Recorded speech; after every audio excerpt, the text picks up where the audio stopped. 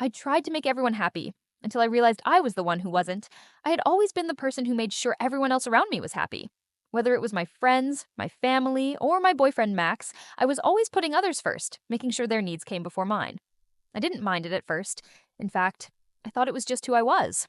I believed I had to be there for everyone, the listener, the helper, the fixer. It made me feel needed, valuable, and in control of my life.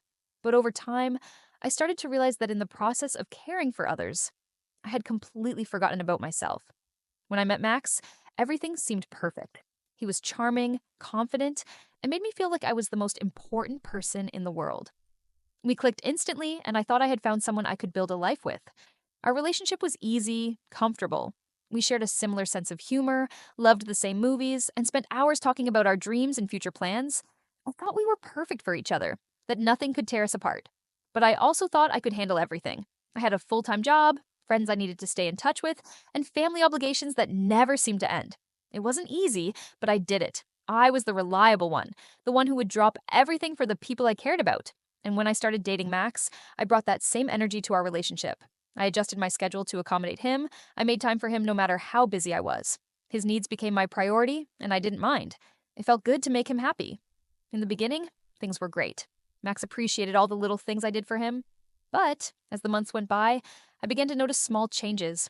He started expecting more and more from me. Little things, like canceling plans with my friends to spend time with him, or putting his needs before my own. At first, it didn't seem like a big deal. I didn't mind it. After all, relationships are about compromise, right? But as time passed, I started to realize that the balance wasn't there anymore. I had become so focused on making him happy, so focused on being the perfect girlfriend, that I had lost sight of my own happiness. There were days when I felt like I was doing everything for him. He had a demanding job, and when he came home stressed, I was always there to listen, to comfort him. I didn't complain because I wanted to be the person he could rely on. But somewhere along the way, I started to feel like I wasn't getting the same energy in return. The nights I stayed up late working on his projects, the weekends I sacrificed to take care of his problems, they began to feel like unpaid emotional labor. And then there was the constant excuse of his busy schedule. I'd make plans for us to go out, to spend time together, but more often than not, he'd cancel last minute, claiming he had to work. I didn't want to nag him or appear needy, so I let it slide. But deep down, I started to feel the resentment building. I was giving him everything I had, but he wasn't giving the same back.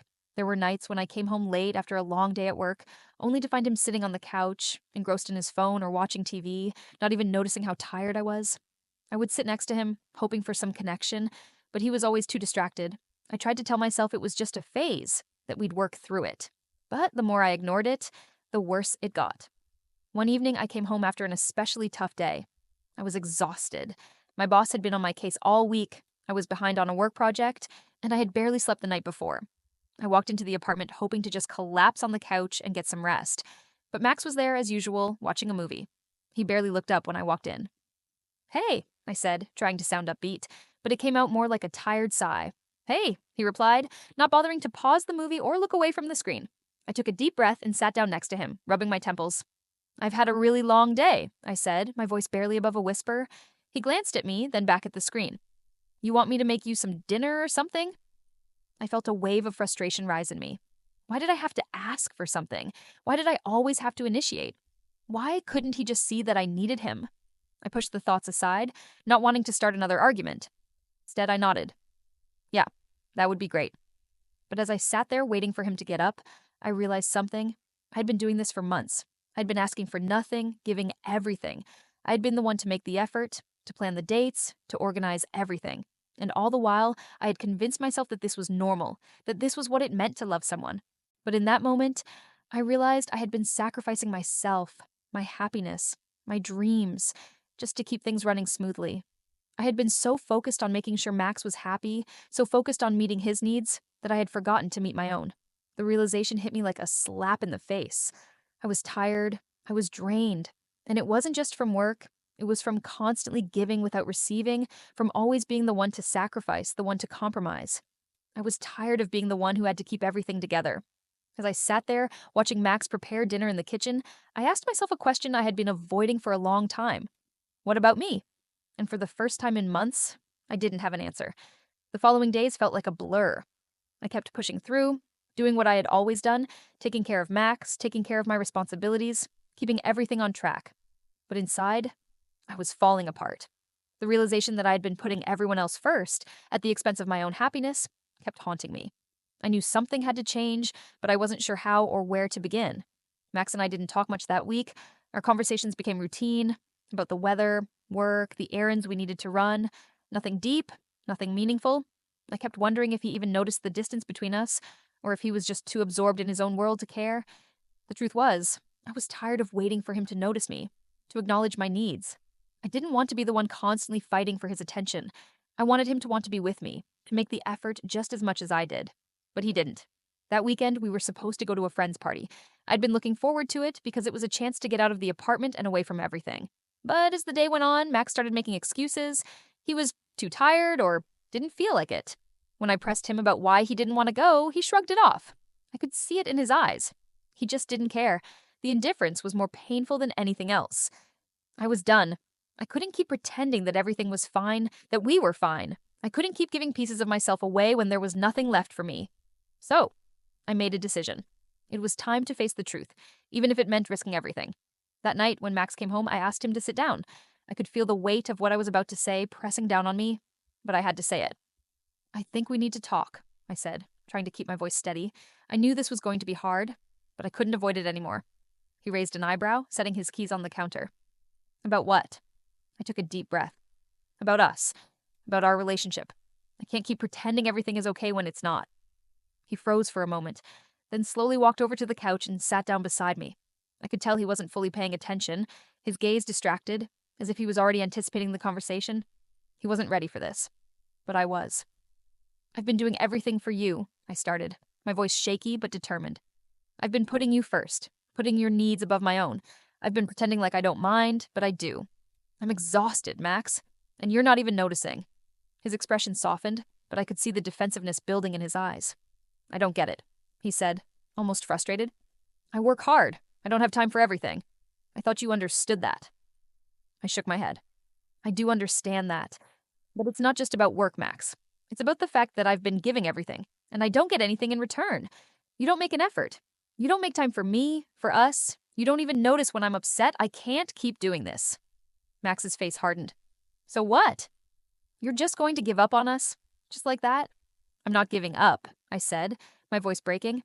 "I'm just realizing that I've been giving too much of myself to you and to everyone else, and I have nothing left for me. I can't keep doing this. I need more than just working hard and empty promises. I need someone who values me, someone who sees me." His eyes widened, but there was no apology, no recognition of the hurt I was feeling. Instead, he stood up and ran a hand through his hair. "Are you seriously going to throw everything away over this? Over one conversation?" I stood up too, feeling the frustration and anger bubbling inside me. "It's not just one conversation, Max. It's everything. I can't keep sacrificing myself for a relationship that's one-sided. I've been afraid to say this because I didn't want to hurt you, but I've been hurting this whole time, and I can't ignore it anymore." Didn't say anything for a moment, just stared at the floor. I felt the tension in the air, the unspoken words hanging between us. Finally, he spoke, his voice quieter than before. "I didn't mean to hurt you," he said, but it didn't sound like an apology. It sounded like an excuse. "I don't think you meant to," I replied, feeling my heart ache. "But you've been doing it, Max, and I can't keep living like this. I can't keep being the one who's always there for you while I'm losing myself in the process." We stood there for a long moment, the weight of the silence pressing down on both of us. I had finally said what I needed to say. I had finally admitted to myself that I was tired. Tired of pretending, tired of holding on to something that wasn't serving me anymore. "I think it's time we take a break," I said, my voice steady but full of finality. "I need to figure out what I want, who I am without all this. I need space, Max." He didn't argue. He just nodded slowly, his face unreadable. And in that moment, I realized that this was it. The relationship was over, and though it hurt more than I thought it would, I knew it was the right decision. The days after the conversation with Max were a blur. I didn't feel like myself. I was still in shock, trying to process everything that had happened. I had spent so much of my life focused on everyone else, on keeping things perfect, on maintaining the relationship, on being the reliable, supportive one, that I had completely neglected who I was in the process. The first few nights alone were strange. My apartment felt emptier. even though I had always been the one to do everything for myself. I had spent countless nights alone before, but now the silence felt like a heavy weight pressing on me. I could hear my thoughts louder than ever, and for the first time in a long time, I didn't know what to do with them. I tried to distract myself with work. I threw myself into my job, hoping it would give me some semblance of normalcy. But no matter how many hours I spent at the office, I couldn't escape the thoughts of Max and the life we had built together. I kept wondering if I had done the right thing. Had I made a mistake? Was I being too harsh? Maybe if I had been more patient, if I had given him more time, things would have worked out. But deep down, I knew I had made the right choice. As painful as it was, I had to let go of something that wasn't working.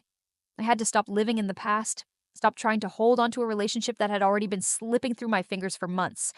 It wasn't until the weekend came that I really started to feel the full weight of the decision I had made.